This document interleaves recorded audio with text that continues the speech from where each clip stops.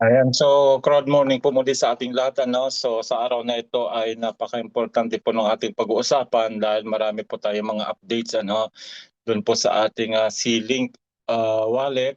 Meron din po tayo sa ating uh, Stratify o kaya sa Tag Market doon sa inilaunch nung Friday na ating Bit1 wallet at napakaganda po ng loob nito dahil nagamit ko na rin po. Pero si Sir Anton na po siguro ang magtuturo doon. Ang aking focus ngayon ay dito sa ating C-Link wallet kasi nga po ay bakit daw po hindi sila makaklaim ng mga rewards ng mga naka-stake, yung mga naka-stake kasi nga po ay meron tayong tinatawag na re-KYC. Magki-KYC ulit tayo na itong KYC na ito po alam niyo po yung pag tayo po ay magda-download ng mga legit na wallet kagaya ng Coinbase, ng Wirex, ng Gcrypto, may mga questionnaire doon na kailangang sagutin muna. Iko-comply natin kung ano yung mga tinatanong nila doon. Halimbawa yung limit ng crypto na iti-trade natin in 1 year, mga ganon. So yun po yung ating pag-uusapan muna ngayon. Dahil malapit na po kasi yung ating exchange at napaka-excited din po dahil nga po from 0.5 po ay 0.5 cents of a dollar yung value po na nakikita niyo sa ating portfolio sa Silic Wallet, pero ngayon po ay 0.27 na. Kaya yan po yung inaabangan ng lahat. So hindi na po natin patatagalin, tayo po ay papasok na sa PowerPoint para po ay makita niyo po kung paano po yung step by step guide.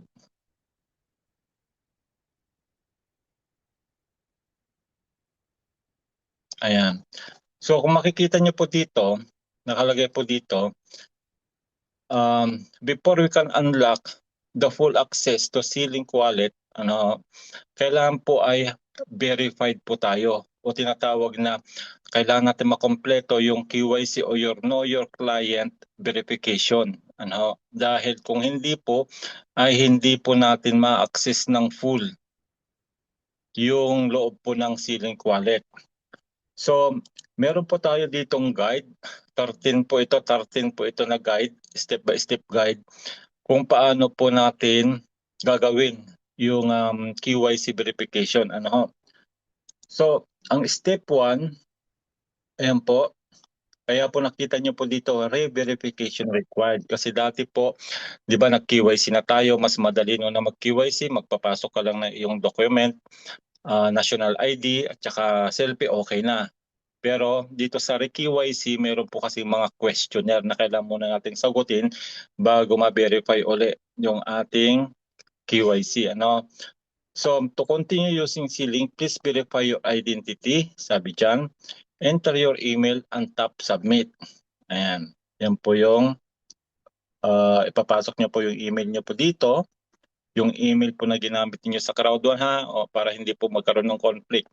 Then submit. Yan po yung step 1. Then step 2,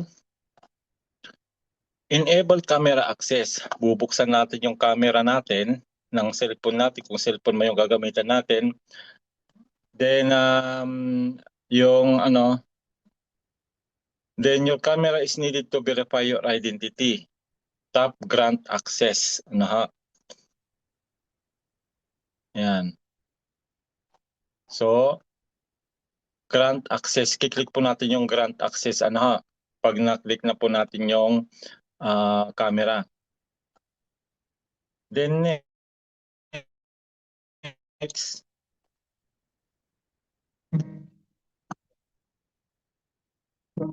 wait lang po, wait lang.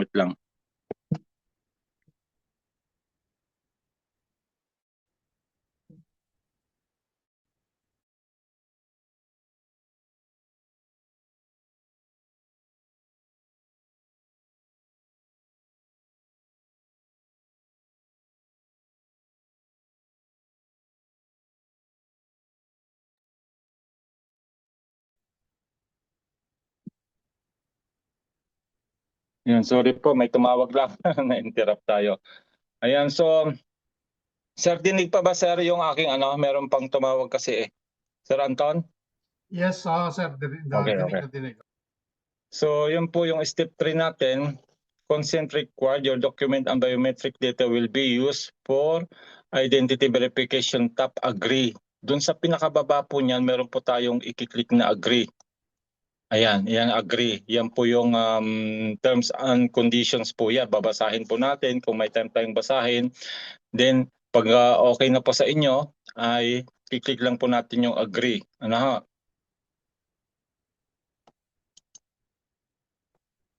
Then, step 4, complete the QYC questionnaire. Ito na po yung sinasabi ko sa inyo. Dito po marami pong nahihirapan dahil hindi po nila alam yung mga i-click nila dito. So, nakalagay po dito, provide your details, answer the required questions to continue. Fill in all fields and tap continue. Ayan. So, if i-fill up po natin ito, where do you live? Ilalagay nyo po kung ano po nandun sa inyong sa inyong national ID na ilalagay. What is the purpose of opening C-Link wallet? Meron pong lalabas yan. Ano po yung purpose? Bakit kayo mag-o-open ng C-Link wallet? Ang linalagay po namin dito na madaling ma-approve ay trade crypto. Yan, tandaan nyo po trade crypto. Isulat nyo po, trade crypto. What is the main source of your income? Yan, meron pong lalabas diyan kung sa business ba. Wait lang po ulit.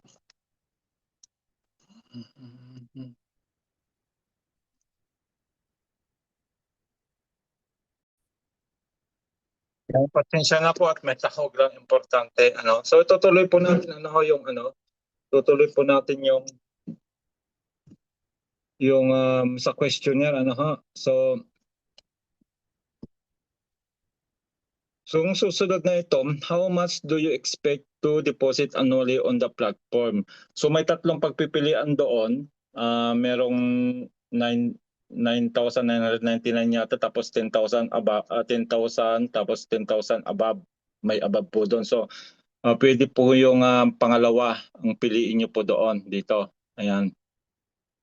Then in which industry do you work? Dito po ang linalagay ko po dito, in which industry do you work. Dahil nga po ay ang C1 po ay puro online tayo. So ang dinagay ko po dito ay IT. Sa IT po yan. Nasa IT tayo dahil nga nasa technology nga po tayo. So pwede rin pong ilagay yon. Then what is your employment status? Ilalagay nyo na lang po dyan kung self-employed kayo, kung employed. Ayan, mostly naman ay employed po yung ilalagay ninyo. Then, pag na-fill up nyo na po lahat yan, ayan po, i-click nyo po itong dalawang ito, then continue. Okay, so yan po yung ating step 4.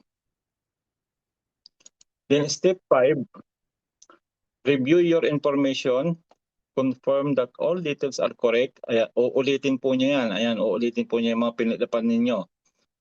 Yan, ito yung mga sinabi ko sa inyo. Yan. Where do you live? What is the purpose of opening C-Link wallet? Yan, pwede rin po ito. Yan, pwede rin po ninyong ilagay yan. Then what is the main source occupation? Tapos how much do you expect? Siyempre dahil nga may mga Corbit tayo, ang linagay ko po dito dahil annual po ito, per annum po ito, 10,000 above ang linagay ko po dyan. In which industry do you work? Ayan, depende nga po kung saan media. Depende po kung ano po yung ilagay. Pero ang linagay ko po yung IT. IT technology po tayo dahil nga nasa online tayo. What is your employment? Yan, employed. Then, yun nga po ang dalawang. Then, pag okay na po, na double check nyo na din, complete. Click nyo po yung complete. Okay ha? Yan po yung ating step 5. Then, step 6, select your document. Ayan. Choose your document type. Select the document you'll use for verification, ID card, passport, or driver's license. So dito po, pag tayo OFW po, ang mas ino-honor po nila ay passport. Passport po ang gagamitin natin. Ngayon, kung nasa Pilipinas naman kayo, kung ano po yung ID card doon sa Pilipinas na meron kayo, na national ID, so i-click nyo pong ID card. Pero kaming mga OFW, ito po, passport. passport po yung mabilis na ma-KYC. Okay ho? Ayan. I-click nyo lang po dyan kung alin po dyan yung papasok yung document. Ano. Then step 7, prepare your document, get your document ready, make sure it's original, valid, and clearly visible. Yan po yung isang minsan na hindi po approve kasi nga po pag pinicture po yan, di ba, minsan ay nasisinagan ng ilaw. So dapat hindi po nasisinagan ng ilaw at saka dapat readable po siya. Yung nababasa po siya ng maigi. Kaya importante po yun na maliwanag po yung pagka-picture ng mga letters kasi pag malabo po yun, hindi po yun tatanggapin. Ano ha? So ayan, ganyan siya. Capture the front of your identity card. Capture photo. Kiklik niyo po yan yung front kung plastic po yung gamit niyo, di ba plastic, lalo yung driver's license, di ba may harap tsaka likod yun. Pero pag passport, yung unahan lang po na may picture, okay na ho yun. Pero dapat maliwanag po ha, yung number, ay yung mga letters, mga numbers doon na makikita. Ayan. Then, click nyo po yung capture photo. Pag click yung capture photo, lalabas na po yung camera. Ayan, pipicturean nyo na po yung front ng inyong ID. Then, kung yung sabi ko nga sa inyo, yung back niya, kung plastic po yung ID niyo, ganun din po sa back. Dapat maliwanag din po siya. Then, click nyo po yung capture photo. Yan, pag okay na po yan, then, next step na po ay take a selfie na. Ayan. Position your face in the center of the frame. Make sure your face is neutral. The image is clear. Lighting is good. Tap start. Yan. So, pag nakarating na po kayo dito sa parting ito, kailangan po yung mukha ninyo ay makasentro po dito. Yan, isesentro po dyan yung mukha ninyo. Tapos pag nakasentro na po siya, mag-aas po yung system na ilalapit pa po niya. Yung lapit na lapit po yung mukha. Ayan, kailangan po ay wala kayong eyeglass, wala kayong sombrero, etc. Ilalapit po niyang ganyan na lapit na lapit. Then, na po siya, mag-automatic na po siya. Yan, click niyo po yung start, mag-automatic na po siya pag pag yung nakapasok sa loob nito, itong oblong na tayong mukha nyo, tapos iaas nga po niyang ilalapit nyo pa na mas malapit para ma-sure talaga na kayo po yung nasa ID. Yan po yung ating step 9. Then step 10, prepare for a video selfie. Prepare for video verification. You record a short video to confirm liveness. Type I'm ready. Record your video selfie. Yun nga po yung habang nagsiselfie tayo ay magre-record ng follow the on-screen instructions. May instructions po naman doon. Keep your face in the frame. Move only when instructed. Ayan, meron pong instruction. Get ready for your video selfie. May instruction nga po yung sinasabi ko sa inyo. Kailangan una ay makakapasok dito sa oblong na ito. Then may susunod na instruction, palalapitin niyo yung mukha ninyo. Ayan. Then mag-automatic na po yan na i-shut niya po yung automatic. Then click po yung I'm ready. Pag I'm ready na po, click niyo po yan para mag-go through na po siya.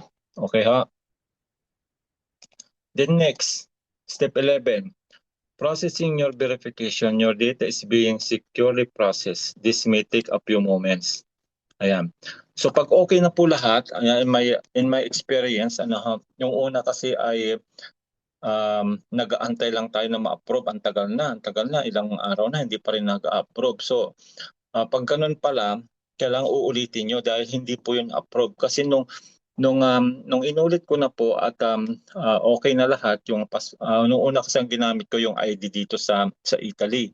So hindi po yun hindi po siya na verify gawa ng yung citizenship ko kasi Filipino pa kaya mas rini-require niya yung passport kasi nga Philippine passport kasi yon, katibayan na ikaw ay Pilipino. Yun. So yun yung naging problema nung una, yung ID ko ang ginamit dito, although legal naman ako dito sa Italy, pero hindi yun na-approve kaagad. Samantala nung ginamit ko na po yung passport ko, 2 minutes po na-approve na. Ayan, ganun siya. Ayan, nakita nyo, waiting takes 2 minutes on average. Kaya pag in 2 minutes time ay hindi po na-approve yung KYC ninyo, ibig sabihin may problema po yon. Ano? Babalikan nyo kung ano yung problema at kung hindi nyo na po maklik kung ano po yung step by step doon, ay kailangan na po nating i-support. Okay ha? Ayan. So in 2 minutes time, pag okay na po lahat ng mga hiningi nilang requirements, then papasok na po tayo sa step 12. Ayan. Step 12, verification submitted. Your KYC application has been sent for review. No further action is needed. So mag-check po siya dyan. Magsa-success po yan. Pag nag-success po yan, ibig sabihin, okay po yung inyong mga ipinasok na documents, yung selfie, yung questionnaire na nasagutan nyo lahat. Then, step 13, ganyan na pong lalabas. KYC application approved. Pag lumabas na po itong KYC application approved, ibig sabihin po niyan, makaka-access na po kayo ng full sa inyong C-Link wallet. Ano? Pwede nyo na pong ma-claim yung mga streaming na kinukuha natin everyday. Di ba? May streaming tayo na kinukuha everyday. Makiklaim nyo na po yung mga rewards sa staking. Makiklaim nyo na rin po yung mga rewards sa node. Sa node na ating in-stake. Okay ha? So, ganun po siya kadali. Tignan ko po kung pwede ko pong i-share dito sa aking wait lang titignan ko kung pwede kong i-share dito sa akin para makita nyo yung actual.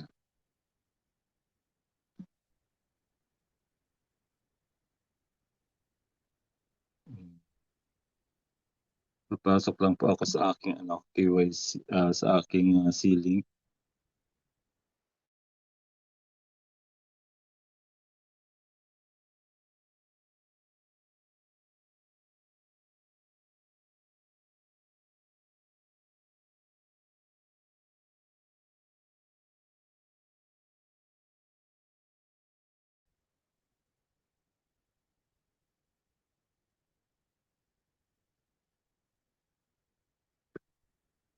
Lalag po ako para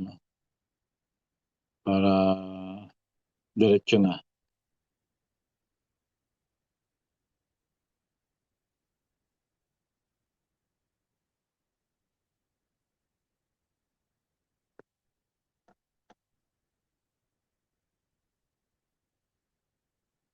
Okay. So stop na po natin ito. Isa. Stop share. Tapos papasok po ako dito sa cellphone.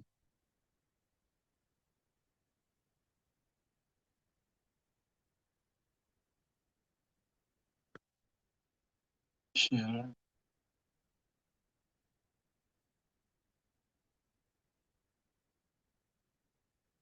Okay.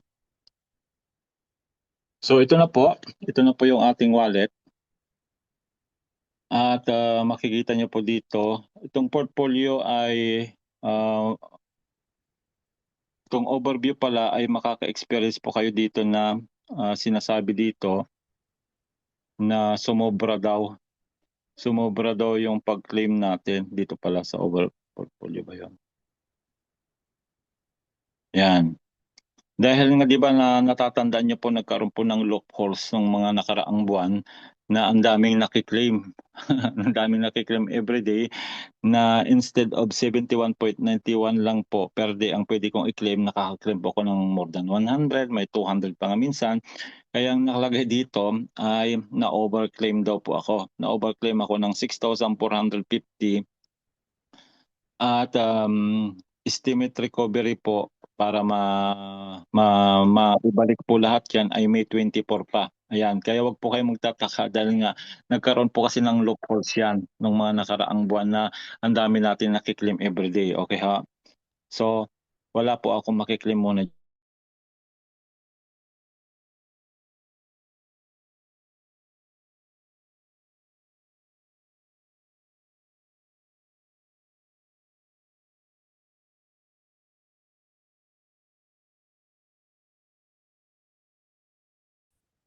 Ayan. So unahin natin dito sa Node NFT para makita nyo na pag kayo ay KYC approved na, KYC approved, ay pwede na kayo makaklaim ng reward. So example lang ko na lang po itong claimable rewards na 12.18 na ito kasi na-claim ko na po nung nakarang araw. So pag hindi po kayo KYC approved, take note, hindi nyo po makiklaim. Mag-e-error po ito sa inyo, mag-e-error. Pero pag KYC approved na kayo, makiklaim po yan.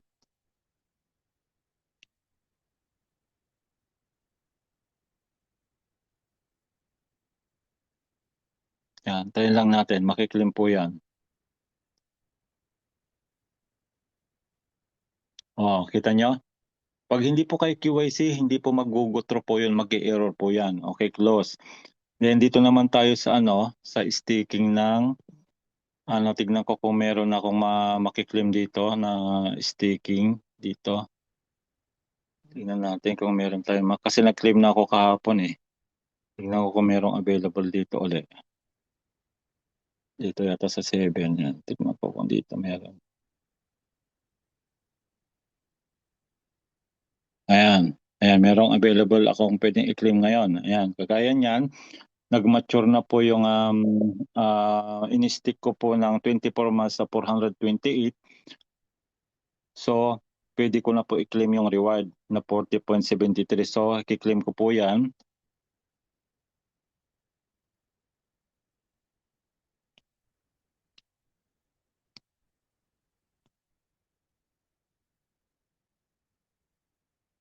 Antayin lang natin kagaya nung isa.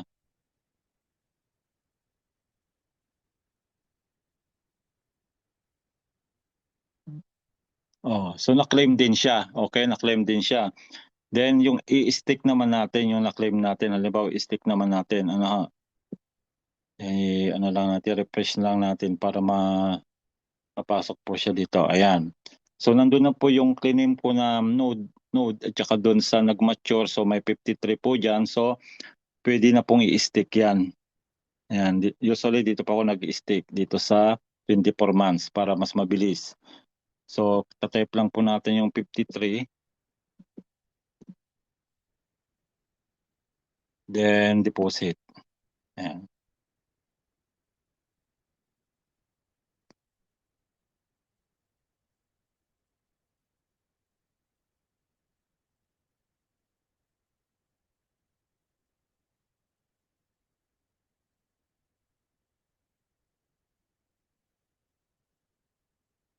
Ang liit lang ng gas fee, oh. 4 na zero o bago. So nakita niyo ha. So ibig sabihin po, pag KYC approved na kayo, lahat po ay functional. Nagpa-function po lahat ng mga activities na gagawin po natin dito. Ha? So may isa pa po akong papakita dito. Tignan ko kung makikita natin.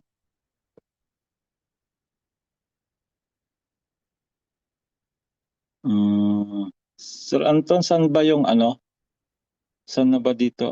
Corbett white paper. Corbett white paper ba yun? Hindi, dun sa sa roadmap.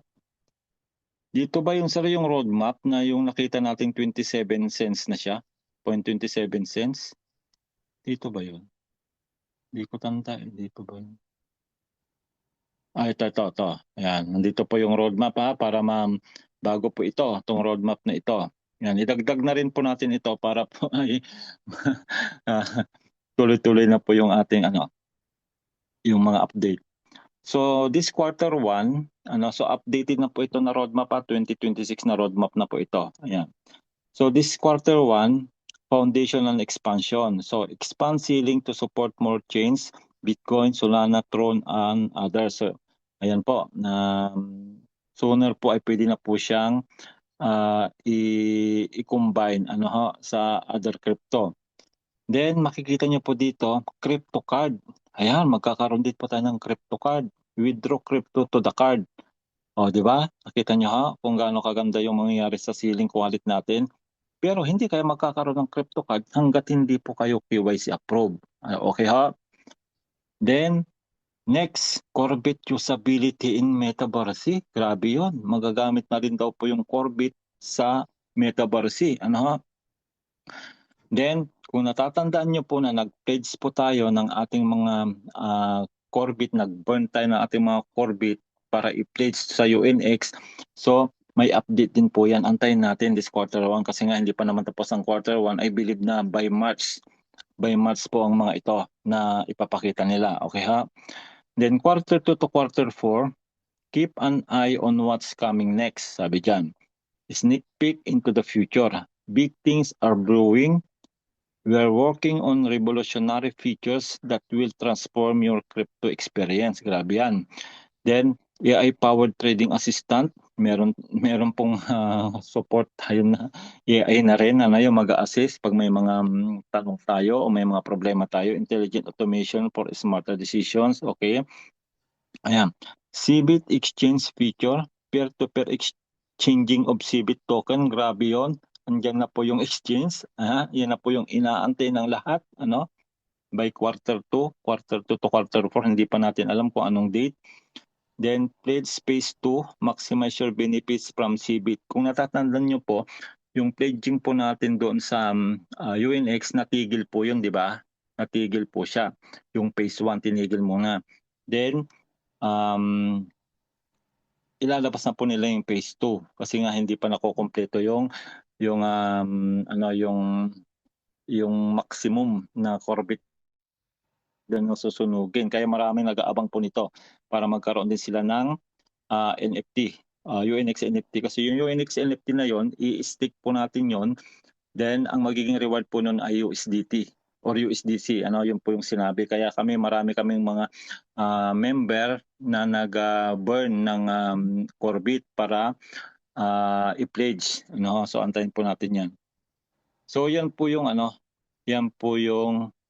updated po na roadmap natin this 2026. Siguro Sir Anton, pakita mo mamaya kasi wala na akong time yung value, latest value ngayon kasi nasa nasa white paper ba yun kung hindi ako nagkakamali, doon pinakita yun eh. So yun po. Actually dito yata, wait lang titingnan ko kung nandito. Alam ko nandito yata sa aking check ko lang kung nandito siya. Dito ko yung nakita eh. Ay wala, hindi dito. Papakita na lang ni Sir Anton, kasi nakita ko yun eh. Yung 0.27, ang value na niya ngayon from 0.05. Ayan na yung value po kasi dito ay Ayun, sir, may 0.05. nakita ko Orbit white paper. Meron ka nilagay doon. Okay, wait lang sir. So, may advertisement kasi itong dito kasi ako nag-i-scan para maliwanag.